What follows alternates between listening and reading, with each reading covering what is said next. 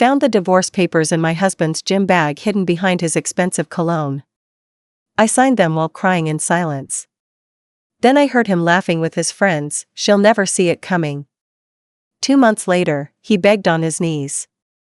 Rowan and I met through mutual friends in Seattle. It was a Friday night at a board game bar in Capitol Hill. He wasn't the loudest guy in the room, but there was something about him. He laughed with his eyes, leaned in when you spoke like he actually cared. And after a couple of game nights and late-night fries at Members Drive-In, we started dating. By the time we got married in 2010, I thought I had hit the jackpot. He was attentive, thoughtful, made killer blueberry pancakes every Sunday morning. We moved into a small house in Wallingford, a quiet neighborhood with enough trees and quirks to make it feel like home. I was teaching 3rd grade at a local elementary school, and Rowan was working as a data analyst. We had a rhythm. A cozy, simple life. And for a long time, it was enough. But life doesn't stay still, and some people, don't either. I started noticing the changes slowly. It was the way he stopped sitting at the dinner table with me. The way he started taking phone calls in the garage. He bought new cologne, Tom Ford. Not cheap. And it wasn't his usual scent either. It was bolder, matingier. Not for me, I would think later. That scent was never for me. He started spending more time at the gym, obsessively checking his appearance, his abs, his shirts getting tighter. I asked him once, teasingly, "Are you trying to impress someone?" He laughed, a little too fast. "Just want to stay healthy," he said, barely looking up from his phone. Then came the nights he didn't come home. "Work stuff," he said. Late meetings, last-minute travel. Once, he said he had to fly to Boise. I remember thinking, who even goes to Boise for a tech conference? I started to feel like a ghost in my own marriage. He'd smile at me in passing, kiss my forehead like you would a tired aunt, and go back to texting someone he never introduced.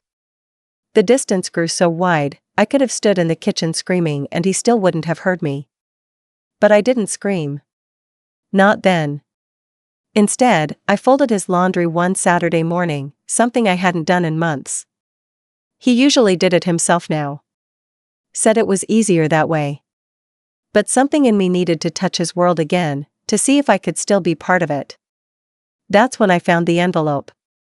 A standard manila folder, tucked behind his cologne bottle in his gym bag. Inside, divorce papers. My name. His signature. Neat, clinical, like he was returning a library book. He hadn't even filed them yet. Just kept them there, like a grenade waiting to go off. My hands were shaking. My mouth was dry. I stared at the page that said, "Irreconcilable Differences," and wondered how long he'd been planning to disappear from my life like a thief in the night. I signed them that evening.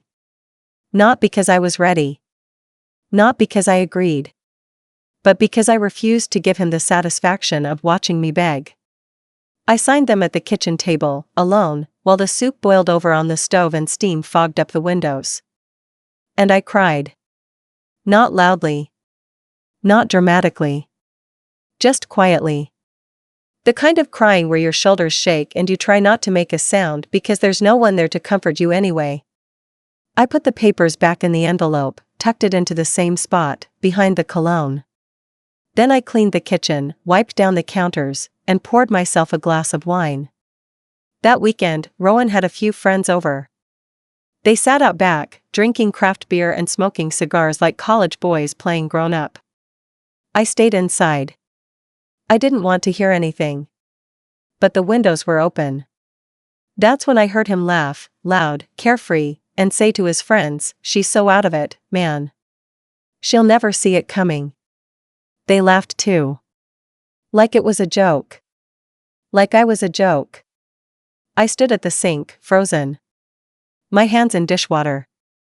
My heart a brick. I didn't confront him. I didn't scream. I just listened. And in that silence, something inside me broke, but something else started to grow. I stopped waiting. I found a lawyer through a friend at school. Elise. soft-spoken but sharp. She told me the papers he gave me weren't filed. They weren't even official until they hit the court. You could file first, she said. On your terms. So I did. I filed for divorce. But not just that, I included everything. I collected texts, hotel receipts, screenshots. I didn't need to be petty. I just needed to be thorough. Elise served him at his office. Classic move, I know. But I wanted him to feel the embarrassment, the confusion, the same sucker punch I felt that day in the laundry room. He showed up at the house that evening. I was making tea. Didn't even look up when he came through the door. Why would you do this? He asked, breathless. I looked at him, really looked at him. He wasn't the same man anymore. And I wasn't the same woman. You already did it, Rowan. I just finished it. He didn't say anything after that. He just sat down. Quiet for once. And I finally exhaled. He moved out a week later. No grand goodbye, no last passionate fight. Just a few boxes, a duffel bag, and silence. He left his old hoodie on the coat rack by accident, it still smelled like his cologne. I tossed it in the donation bin the same day. Elise was brilliant. The kind of woman who made you feel powerful just by standing next to her. She didn't use big words to show off. She just got things done. Within 3 weeks, Rowan's half-hearted attempts at negotiation had crumbled under her calmly strategic crossfire. He tried to say I was acting out of emotional instability. I gave Elise the phone records. The messages. The screenshots of his hotel bookings, always the same hotel in South Lake Union. Always conference calls around dinner time. Always the same pattern. She didn't even blink when he tried to argue. Just slid the folder across the table. Rowan didn't speak again for the rest of the meeting. The house was mine. It wasn't just about the property, it was about history. I'd cooked every meal in that kitchen. Painted the walls. Grown tomatoes in the yard. He hadn't even learned how the sprinklers worked. I could feel him unraveling during the mediation. At one point, he looked at me, this lost, hollow version of himself, and said, I didn't think you'd actually go through with it. And that right there told me everything I needed to know. He wanted control, not closure. He had planned for me to fall apart. To be blindsided. To sob and ask for another chance, to feed the fantasy he had of himself as the noble, tortured husband. But I had already fallen apart, in the quiet, in the laundry room, in those sleepless nights before I found the strength to move. I had no more tears to offer him. What surprised me most wasn't his arrogance, it was how ordinary his betrayal turned out to be. Not dramatic, not cinematic. Just pathetic. Camille, the woman he was sneaking around with, dumped him less than a month after the papers were filed. I found out from Arjun, one of his laughing friends from that night on the patio. Apparently, Camille thought he was too emotionally unavailable, and left him for someone in her cycling club. You can't make this stuff up. Meanwhile, I started to feel something I hadn't felt in years, freedom. I fixed up the spare room. Painted it a warm sage green. Put in a reading chair, a new lamp, a record player I'd always wanted but never bought because we don't need more stuff. I started playing vinyl at night, sipping tea, and reading without having to explain myself. I planted roses in the front yard. I rejoined a book club in Fremont. I stopped watching the clock every evening waiting for a husband who wasn't really coming home anymore. He called sometimes. The first few times, I let it go to voicemail. Then one Sunday, right as the rain started tapping against the windows, I picked up. I miss you, he said, voice soft. I've been thinking about you. About us. I didn't respond. I messed up, he added, when I stayed silent. I didn't know how bad I was messing up until it was too late. Still, I said nothing. The silence stretched, heavy. Finally, I said, this isn't a movie, Rowan. He sighed. I know. You had time, I said. Years of it. You didn't just drift. You left me one decision at a time. And now you want what, closure? No, he said. I want another chance. I hung up. It wasn't anger. It wasn't revenge. It was just nothing. He no longer held power over me. And that might have been the cruelest thing of all for him. But it was peace for me. Word got around at school. People knew something had happened, but no one asked directly. My friend Myra from the English department left a casserole at my desk one Friday with a little sticky note that just said, "I see you. Proud of you."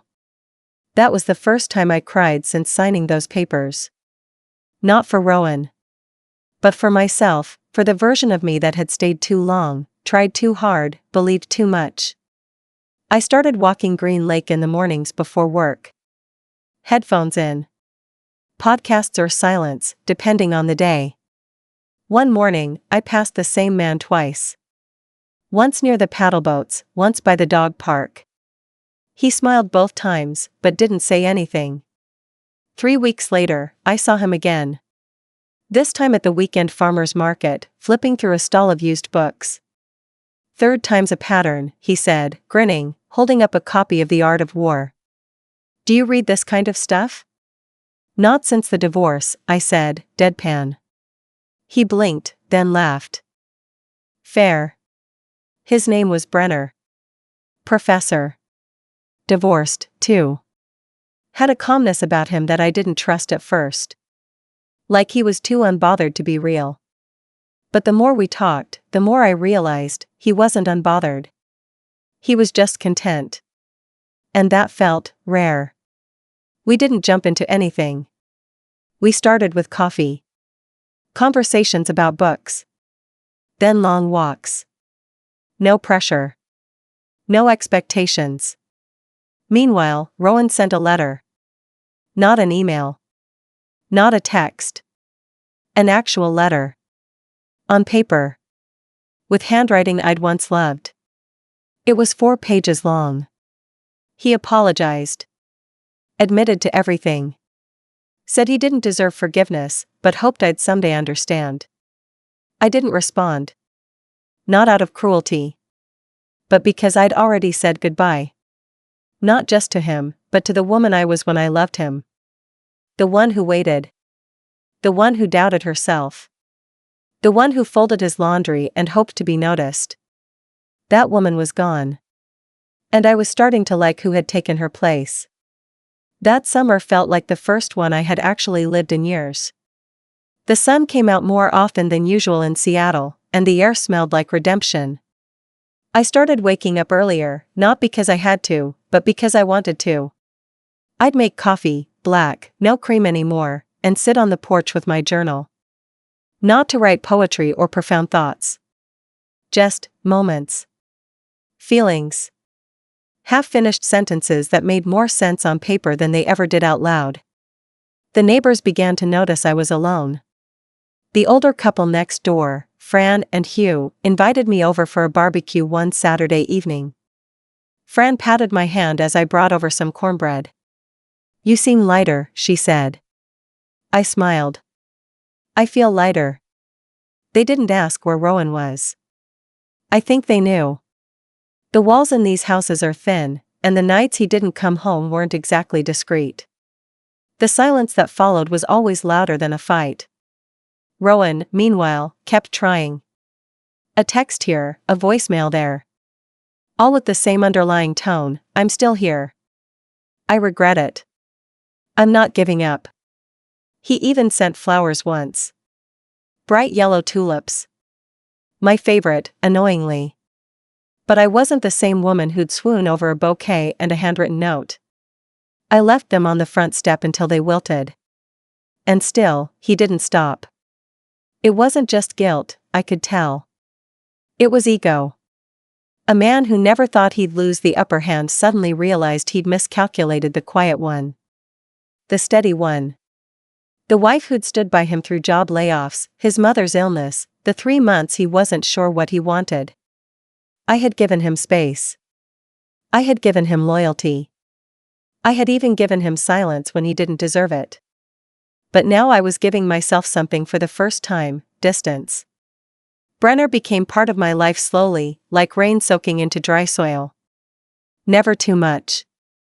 Never too fast. He didn't try to fix anything. He didn't ask questions he had no right to. He just showed up: bookstore meetups, lazy weekend brunches, slow walks around Volunteer Park where we'd talk about anything but our exes. We both carried pasts like luggage, but neither of us wanted to unpack it all at once. One Saturday, we took a ferry to Vashon Island. No big reason. Just because. We walked through the forested trails, watched the sun glint off the Puget Sound, and sat on a rocky beach sharing a thermos of coffee he'd brought in his beat-up leather bag. He told me he used to be married to someone who kept score. Every mistake. Every forgotten anniversary. Every bad day. It was like a constant ledger, he said. Eventually, I owed more than I could repay. I nodded. I think I used to be someone who kept forgiving so much, I didn't even notice I'd disappeared. He looked at me for a long moment. You don't seem invisible to me. And that, God, that meant more than any grand gesture ever had. But peace is a fragile thing. And Rowan. Rowan was still circling. He showed up again. At my school.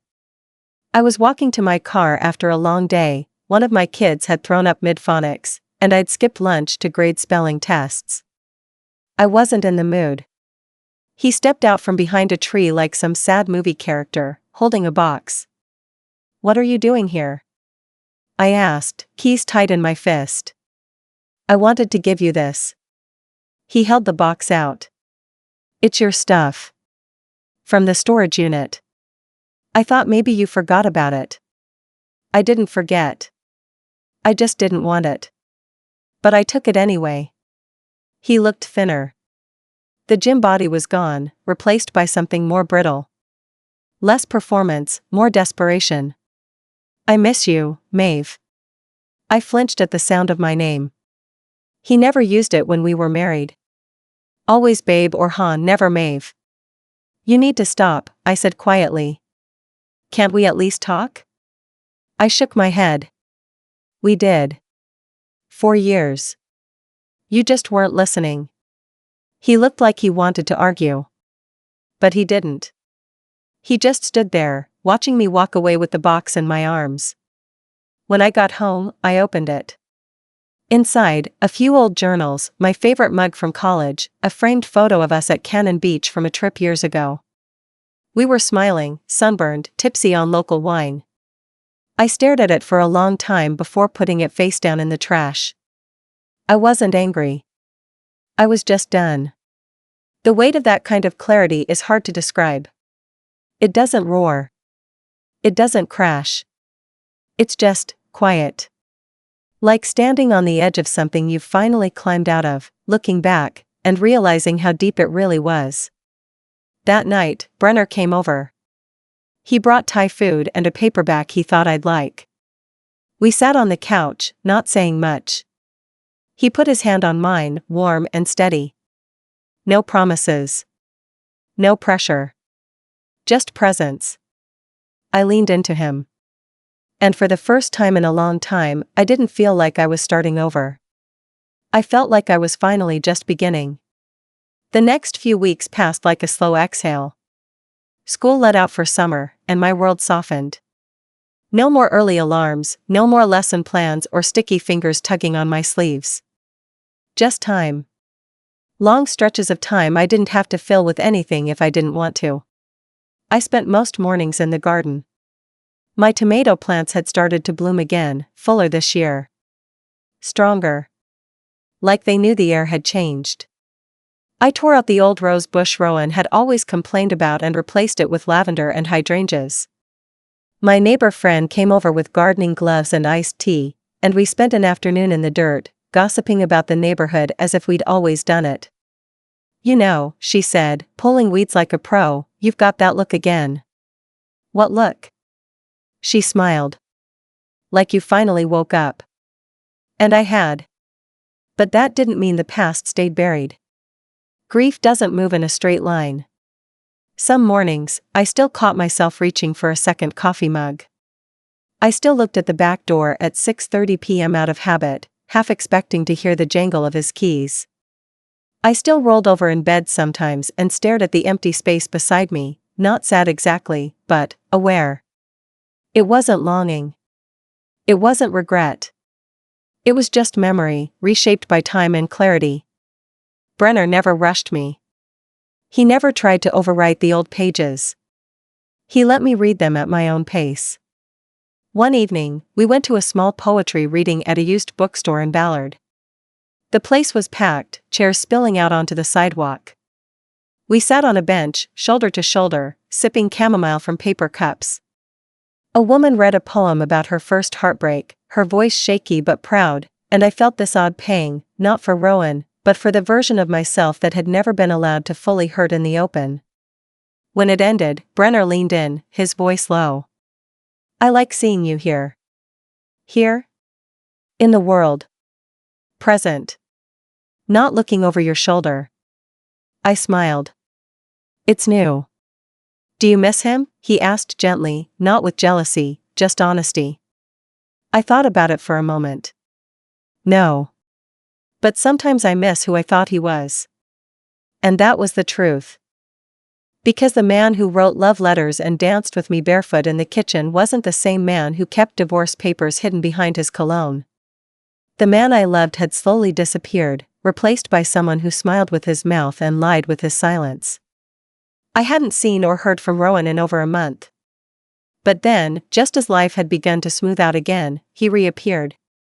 This time, it was an email. The subject line was, "Can we meet one last time?" I stared at it for 10 minutes before opening it. The message was short. "Maeve, I won't drag this out. I need to say some things in person. I won't ask anything of you. I just want to talk. One last time. I'll be at Gasworks Park at 4 p.m. on Saturday. If you don't show, I'll understand." I closed my laptop and stared out the window for a long time. I didn't know what I felt. Dread? Curiosity? Closure? I told Brenner later that night, not to ask permission, but because I didn't want to hide anything. He didn't flinch. Just nodded. "You going to go?" "I don't know." "Well, I trust you to do what's right for you." And that's what made it easier. Saturday came. The sun was unusually bright for late June, and Gasworks Park was buzzing, families with kites, dogs chasing frisbees, couples sprawled on blankets. And there he was. Rowan, sitting on one of the concrete remnants of the old gas plant, a coffee in hand, eyes scanning the crowd. He looked tired. Not just physically. His clothes hung a little looser, his posture was slumped. There was something deflated in him. Not in a pitiful way, just real. I almost turned around. But I didn't. He saw me before I reached him. Stood up quickly, unsure of how to greet me. We settled on a polite nod. "Thanks for coming," he said, voice quieter than I remembered. "I'm not here for long." "I know. I won't keep you." We stood in silence for a while, watching the city skyline stretch across the lake. "I've been going to therapy," he said finally. "Good," I replied. "I should have done it years ago. I think I was scared of what I'd hear." "You were scared of what you already knew," I said, not harshly. Just honestly. He nodded. "You were always steadier than me."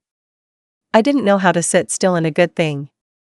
I let that hang in the air. "I was a coward," he continued. "I thought if I controlled how it ended, I wouldn't have to feel guilty. I convinced myself you didn't love me anymore." I looked at him then, really looked. "You were wrong." He blinked. "I know." We fell into silence again. There was no apology big enough to change the past.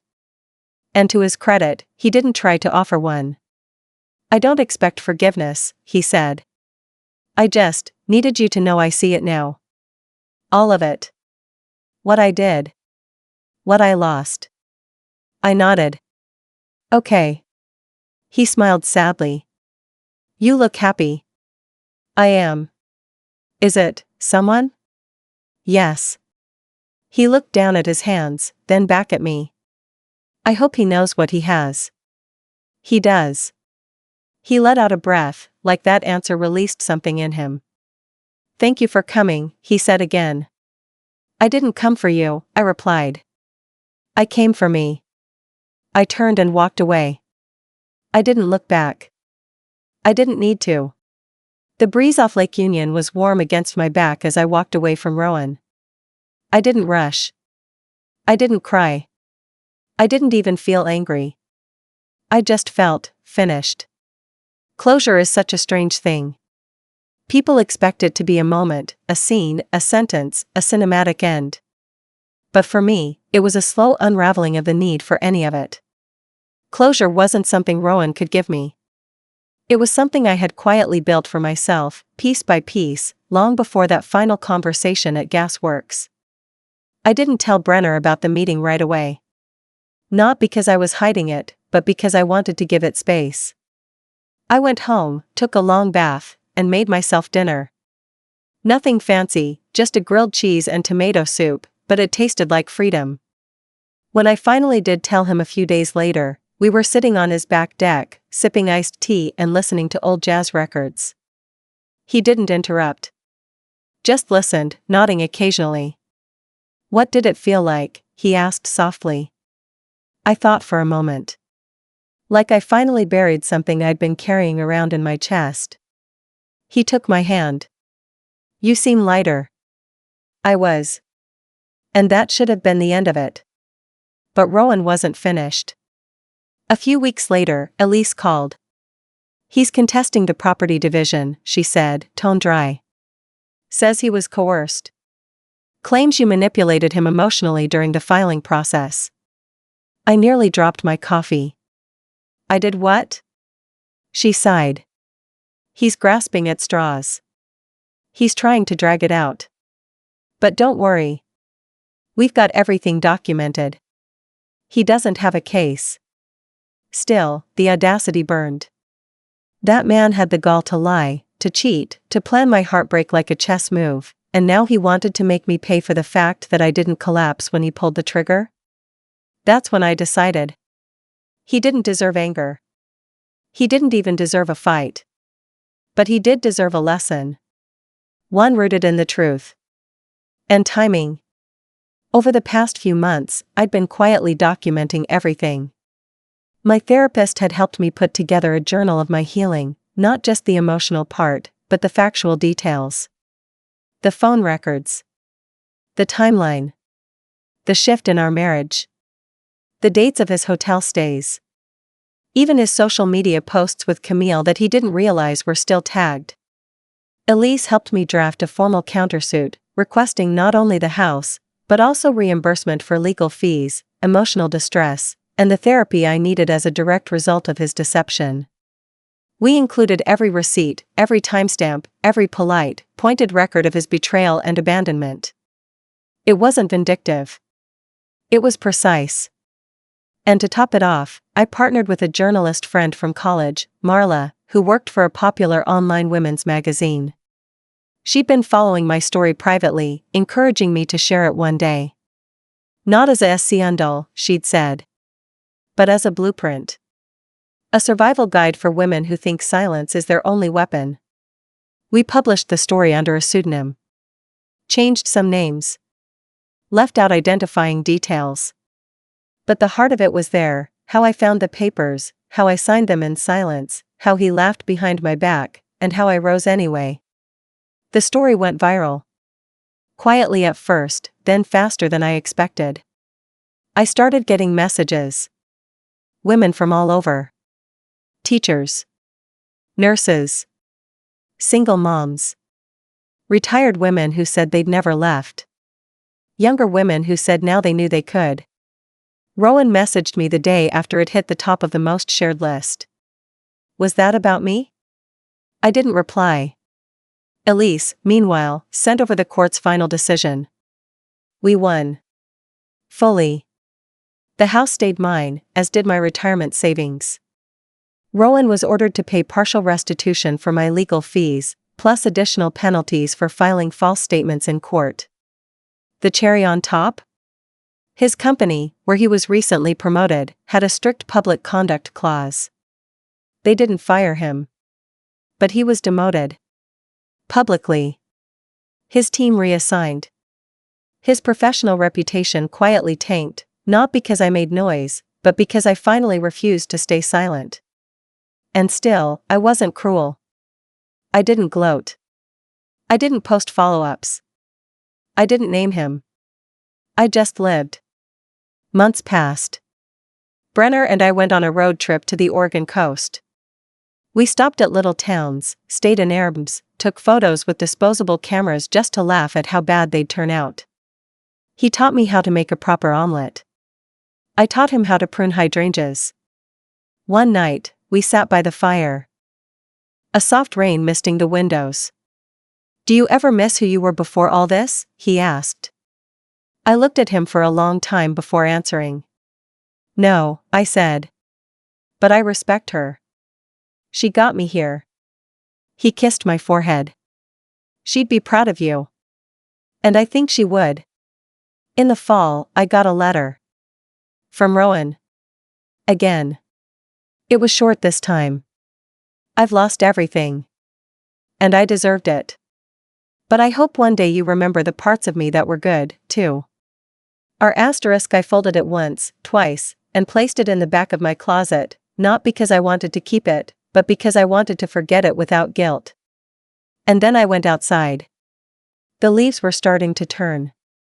The air was crisp.